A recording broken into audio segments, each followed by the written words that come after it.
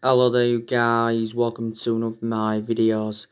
Solkjaer says Fringe players could leave before this transfer window closes. Now Jesse Lingard has been relentlessly linked with a move away from Manchester United. ESPN recently said that we will allow Jesse Lingard to go out on loan, despite Solkjaer saying earlier on this month that he wanted him to stay at the club for this month. Now, Sky Sports recently said that West Ham are set to sign Jesse Lingard on loan until the end of the season. It mentions that West Ham are leading the race. But Sky Sports recently said that West Brom have made an inquiry. Sheffield United and Newcastle have also been interested. I think Lingard will stay in the Premier League. A few weeks ago, Jesse Lingard's representatives were talking with Nice regarding a loan move, but Nice apparently culled their interest. It said towards the end of last year that Real Sociedad were talking with his agent. Celtic and Rangers were also in for him last year, and so too were Aston Villa, and Tottenham have also been in for him. Lingard wasn't part of the squad for the game against Liverpool in the Cup recently. We did trigger that 1-year extension on his contract. Lingard has not played in the Premier League for us since July last year. This season he's played twice in the Carabao Cup, and he played in the FA Cup third round against Watford. Don't forget there was a period where Lingard didn't score one goal or got an assist in the Premier League for over a year. But he has been part of the club for several years.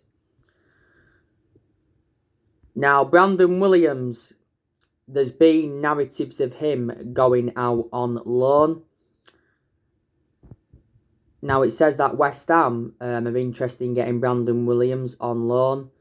Newcastle have been interested. It said earlier on this month, this was stemming from Shield Gazette, saying that Newcastle had agreed a deal in principle to get Brandon Williams on a 6-month loan. And Southampton have also been interested in him because they probably want to provide competition for Ryan Bertrand. Williams seldom plays for Man United. You know, he is our third choice left back. You know, last season though he did play a lot of games. Main explanation is because Luke Shaw had a couple of periods out with injury. He signed a 4-year contract during the summer, and we did give Brandon Williams that number 33 shirt. But I think it would be the right decision to put him out on loan because he would gain more experience. Now, as you all know, earlier on in this window, Solskjaer confirmed that Sergio Romero and Marcus Rojo are free to leave because he said that their contracts won't be extended. Sergio Romero is our third choice goalkeeper. He's always been our backup goalkeeper anyway. He's been at Man United now over 5 years. We got him on a free from San Pandora back in 2015. He's had some good games though when he has played. And as for Marcus Rojo, he's never really established himself as a first team regular. Since he came in, we got Rojo back in 2014 from Sporting Lisbon. And he's sustained quite a few injuries. He's got a calf problem at the moment. And last season he was out on loan with Estudiantes, was Rojo. Phil Jones, I also want him to leave the football club. He's been very inconsistent. He's had injuries. This is Phil Jones' 10th season at Man United, so he has been a long serving. He has been with us since the Sir Alex Ferguson era. By the way, Odion Ighalo has said his goodbyes to Man United. He's left the club. Obviously, his loan was going to expire at the end of this month.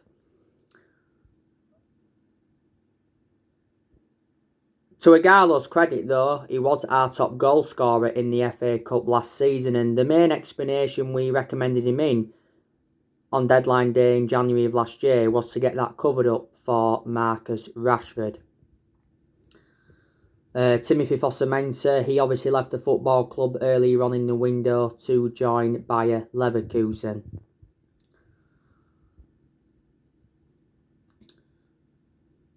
Solskjaer does not expect any signings before this transfer window closes.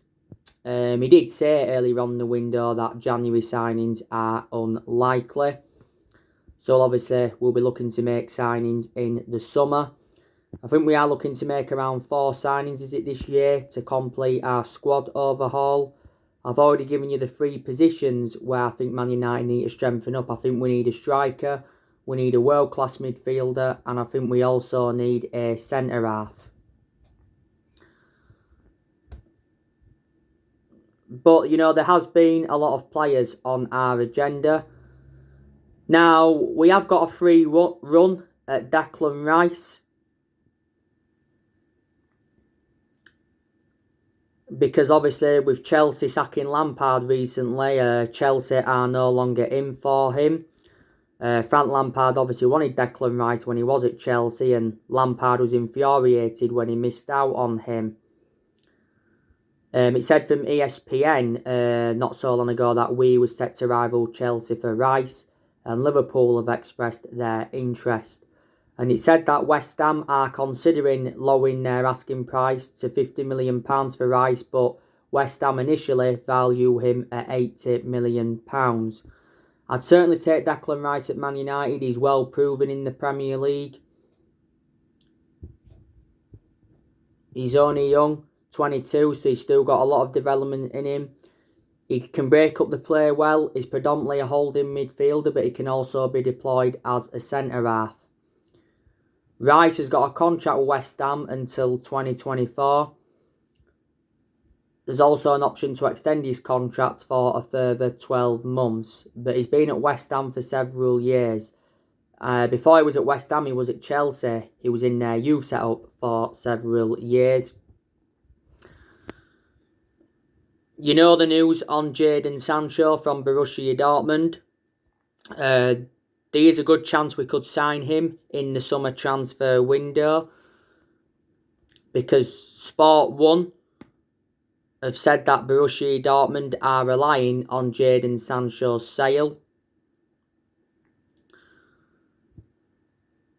Dortmund are expecting losses of around £88 million because of the coronavirus pandemic. But yes, Dortmund have said that they're expecting Sancho to leave in the summer. Don't forget, Raphael Hoggenstein, who's a German football expert, said the other week that Sancho's move to Man United in this window is possible, but he mentioned that it's unlikely. He said negotiations could resume in spring. Sancho made an admission earlier on this season saying that he has enjoyed a difficult season with Dortmund, but he has been very, very good recently. Borussia Dortmund's CEO explained why Sancho was struggling this season, because he was expected to join us last summer. So yeah, you know, Dortmund will now be forced to lower their demands. So we will get him for less than the 108 million they were demanding for him last summer. Last summer, Borussia Dortmund's valuation was the stumbling block. I think we was only willing to pay like 60 or 70 million pounds up front. But it said a few times last summer that the personal terms had been agreed, and the agent fees had been agreed, and even a contract had been agreed. Dortmund made it clear to us last summer that we had until the 10th of August to sign the player.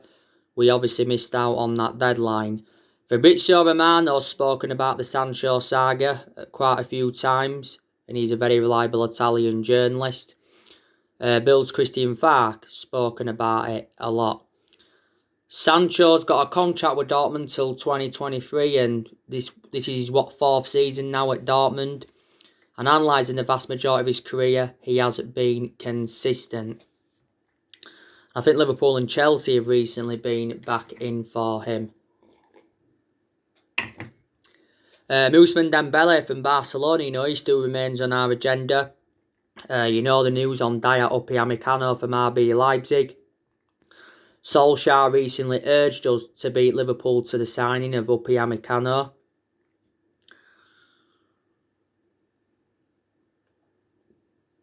He said that Man United and Liverpool go head-to-head in the race for the player, but if we are to get him in this window, we'll probably have to pay around 55 million.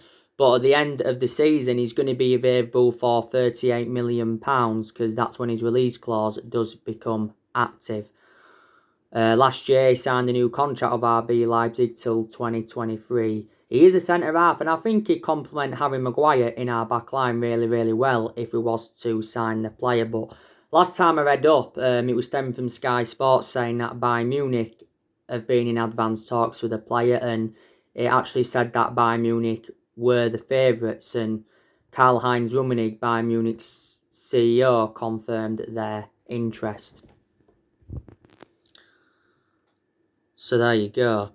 This January transfer window is Ole Gunnar Solskjaer's 5th transfer window as Man United in total, but his 4th transfer window as permanent manager of Man United.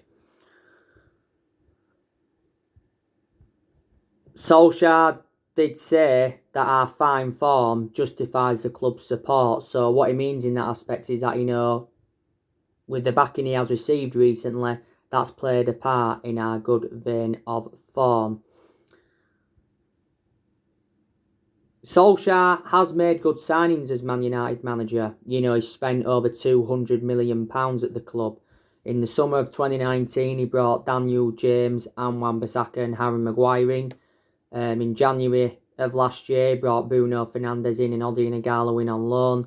And in the summer transfer window of last year, he brought Donny van der Beek in, Alex Telles, Edison Cavani, Facundo Pellistri and Amad Diallo Traore. But obviously Solskjaer hasn't got all the players that he wanted to recommend in, especially last summer he didn't. But yeah, the board, has been one of the biggest problems at the club for several years, because obviously they haven't backed any of the managers enough that we've had since Ferguson left, and obviously our recruitment policy's been poor, and we have made a lot of mistakes since Ferguson left, and that's the main explanation why we're so inconsistent for so long. But yeah, Woodward has come out, a few times and promised Solskjaer he will back him. He said towards the end of last year that he will back him with a long-term plan centred around summer transfer windows. And even when we endured them bad periods under Ole, Woodward came out a few times and assured that Ole Gunnar Solskjaer's job was safe, because like I've said, our board have got a soft stance in that on Ole, with Solskjaer being a club legend. Disregarding being a club legend, at the time, we was inconsistent under Solskjaer, our board would have been a lot more ruthless on him. But Woodward's been here several years. He's been at the club since 2012. The Glazers have been with us several years. They've been at the club since 2005.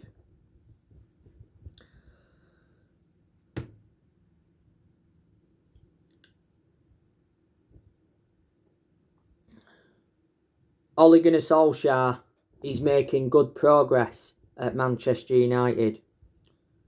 We are unbeaten in our last 13 Premier League games. If we do beat Sheffield tonight, we'll obviously go back top. We're second now because City beat West Brom 5-0 yesterday. And obviously we'll extend our unbeaten run in the Premier League to 14. Performances are improving. Solskjaer's now getting the best out of the players, which is good to see. We've been very, very good away from home in the Premier League. We haven't lost away from home in the Premier League for over a year now. We are unbeaten in our last 17 Premier League away games. We equalled the record from the 98-99 season. If we do beat Arsenal on Saturday, we would have broken that record.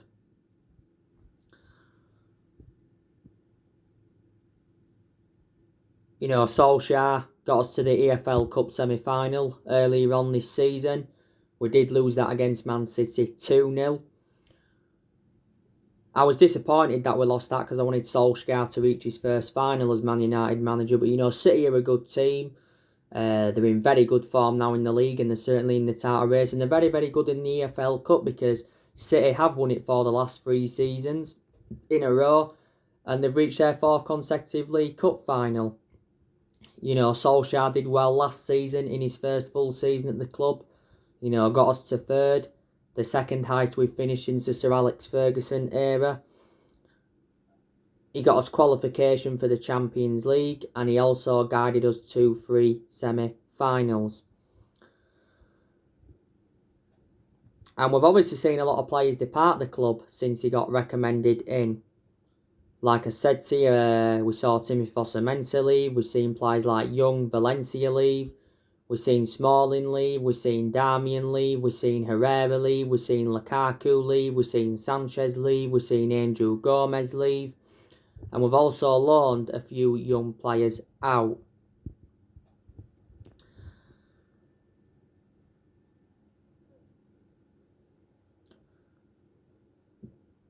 There's 3 trophies that we can pursue this season. We can win the Premier League, we can win the FA Cup, and we can also win the Europa League.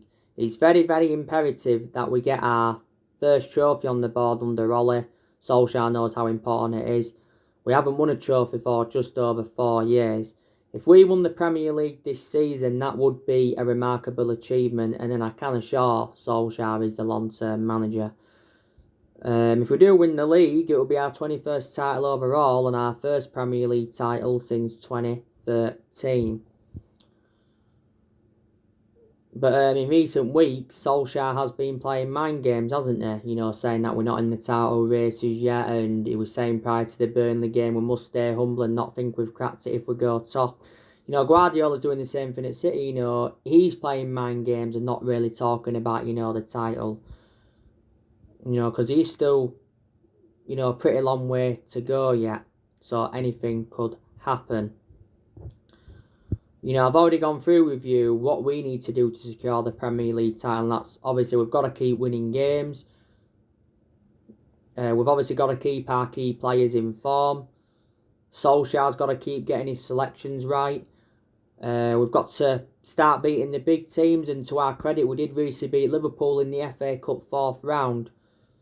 They're a big team, but they have been in a bad vein of form recently. But, we've got our chance, to beat some of the top sides because, we've got to go to the Emirates on Saturday. We've got to go to Stamford Bridge late February, is it? We've got to play City away at the Etihad. We've got to play Leicester at home. We've got to play Liverpool at home in the league. We've got to go away to Tottenham. So there's our chance to prove a point. Because some people say you've got to beat the big teams if you are to be genuine title contenders. And yeah, I do believe Man United have got to make at least one more signing. We've obviously got to keep players fit. And obviously our good performances have got to persist. This is Ole Gunnar Solskjaer's 2nd full season at Man United. And you can say at the moment he is exceeding his expectations. Reflecting now on he's been at the club, he has gained some managerial experience. Man United is the 3rd club in his managerial career, and I think he's learnt quite a bit on the job. Maybe there's still a few things he has got to learn. Solskjaer's been Man United manager now for over 2 years. Solskjaer has received a lot of criticism as Man United manager because a lot of United fans were Ole out, especially earlier on this season with how inconsistent we was, and even I was Ole out. And I was saying stuff like, he's not good enough for the club, he's out of his depth and all of that, but with how good we've been in recent months, I've changed my perception, and so too a hell of a lot of Man United fans. But we deserve credit for sticking with Solskjaer because he could have easily been sacked as Man United manager. Our 5 biggest wins under Solskjaer was 2-0 against Man City last season at Old Trafford.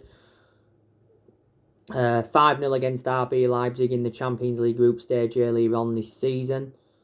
2-0 win against Leicester at the end of last season, because that obviously got us qualification for the Champions League.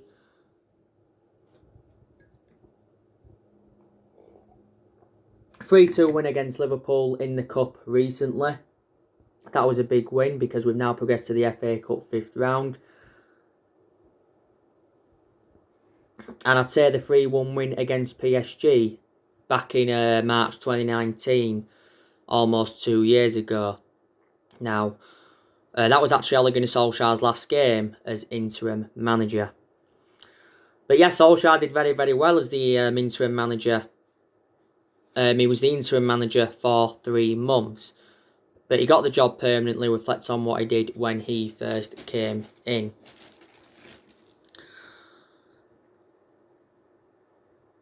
Ole Gunnar Solskjaer is our 4th permanent manager since the Sir Alex Ferguson era. We've had 3 managers since Ferguson left, and that was Moyes, Louis van Gaal and Jose Mourinho. And we're not even really known as a sacking football club.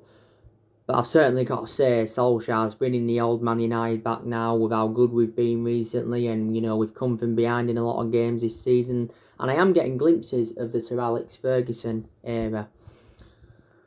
You know, we spent over £1 billion on players since Ferguson left, and we must have brought around 36, 37 players in. And a lot of those players, though, we've brought in since Ferguson left haven't been the right calibre players for Man United. But anyway, Solskjaer has not yet held talks over a new contract at Man United. That was confirmed in his press conference building up to the game against Sheffield United.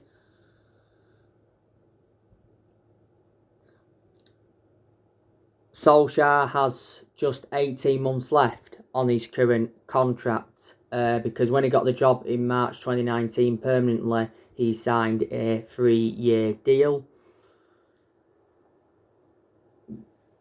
We've got some positive news on Amad Traore.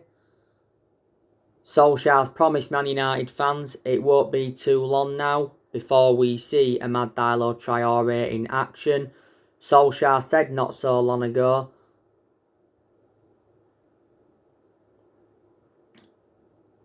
that Amad Traore could be part of the first team squad in the next few weeks. We got him in a deal worth £37 million with add-ons included. You know, we did pay, £19 million up front. You know, Amad Traore to Man United earlier on this month was official, but actually the deal was agreed last October.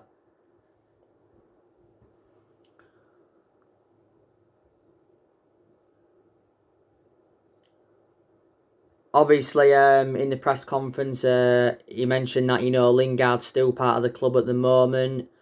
So too is Brandon Williams. Solskjaer's confirmed that Facundo Pellistri is likely to be loaned out. Not so long ago, Facundo Pellistri had COVID. Solskjaer, during the press conference, also gave his verdict on the sacking of Frank Lampard. And he said, it's not really my job to talk about Chelsea.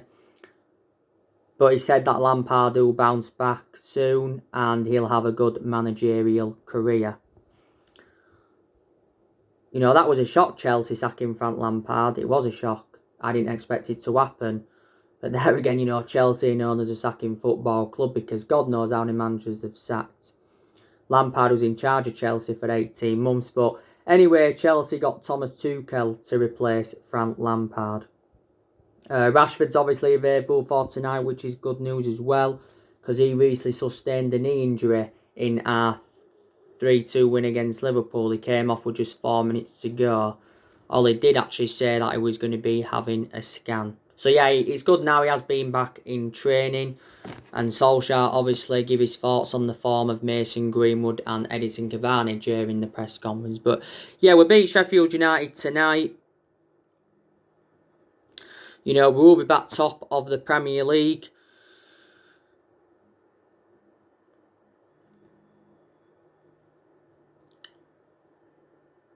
You know, Sheffield United are abysmal. They are bottom of the Premier League, and I can assure they will be getting relegated. They've only won 1 game so far in the Premier League this season. We are unbeaten in our last 10 games against Sheffield United in all competitions, winning 9 and drawing 1. Sheffield United's last league win against us was back in August 1992. We did obviously beat Sheffield United in this fixture last season at Old Trafford 3-0. It was a hat-trick from Anthony Martial. Earlier on this season we did beat them at Bramall Lane 3-2. We come from behind in that game. We haven't been great though at home this season. I've won 4 or 5 games at Old Trafford in the Premier League this season. But I am surprised at Sheffield United, the position they're in. Because they have got some good players. And, last season Sheffield did well. Didn't they finish, 8th or 9th?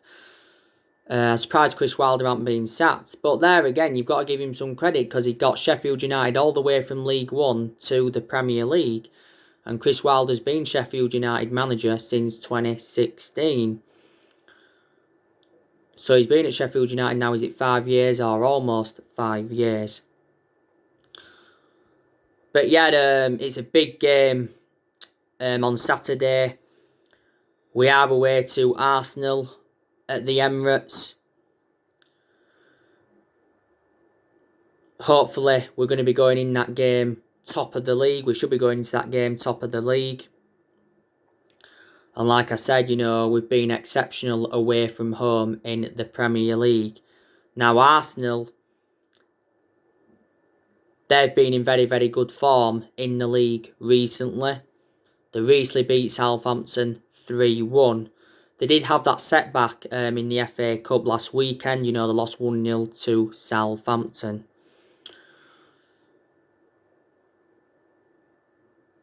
Ole Gunnar Solkjaer has lost twice to Mikel Arteta in the 2 appearances they've had against each other. And Arsenal have had a good record against us at the Emirates in recent years.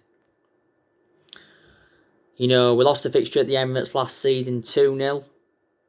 And obviously, Arsenal beat us at Old Trafford earlier on this season 1-0. And that was Arsenal's first win at Old Trafford in the Premier League since 2006. But yeah, a lot of Arsenal fans were very, very critical of Mikel Arteta earlier on this season. They was demanding him out because earlier on this season, Arsenal were in a relegation battle and they was sitting 15th at one point. But obviously now there will be a lot of Arsenal fans that are Arteta in. Mikel Arteta has been Arsenal manager now for over a year. Obviously, won his first trophy with Arsenal last season. Arsenal won the FA Cup. Arsenal are the most successful team in FA Cup history because Arsenal have won 14.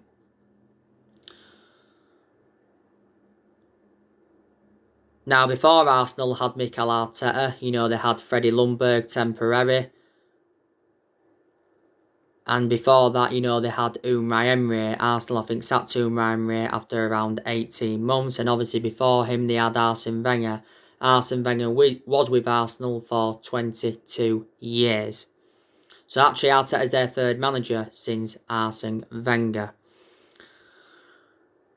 And, like I said, Arsenal have got some very, very good players in their team. Their squad on paper is a good squad, to be honest with you. They've obviously got Pierre-Emerick Aubameyang, definitely one of their key players, but he's obviously endured bad periods. They've obviously got Lacazette, who's a very, very good player. They've got that Nicolas Pepe, who's a good player. They got him from Lille. They've got Willian. Obviously, Arteta brought Willian in. Arsenal have just brought that Martin Odegaard in from Real Madrid. Was it on loan? So he's probably going to be their new number 10. They've also got Smith Rowe.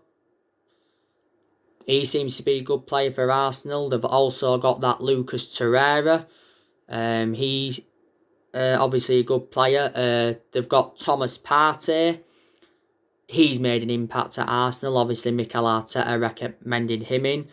They've got that young player, Saka. He's been in very, very good form for Arsenal recently. They've got Guendouzi. They've obviously got Granit Xhaka.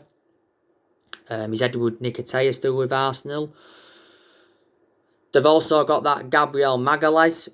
Mikel Arteta recommended him in. They've got Pablo Mari. Arteta recommended him in. You know, they've got that Cedric Soares.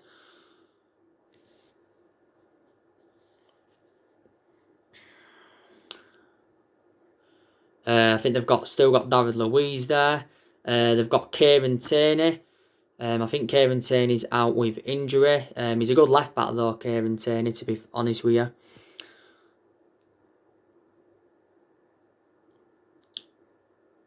They've got El Neni as well. He's another player they've got. I think they've still got Hector Bella in there. So yeah, this will be a very, very good game on Saturday. It's a must-win game for us against Arsenal. Don't forget, Arsenal were the Invincibles in 2004, you know, because they went unbeaten all season.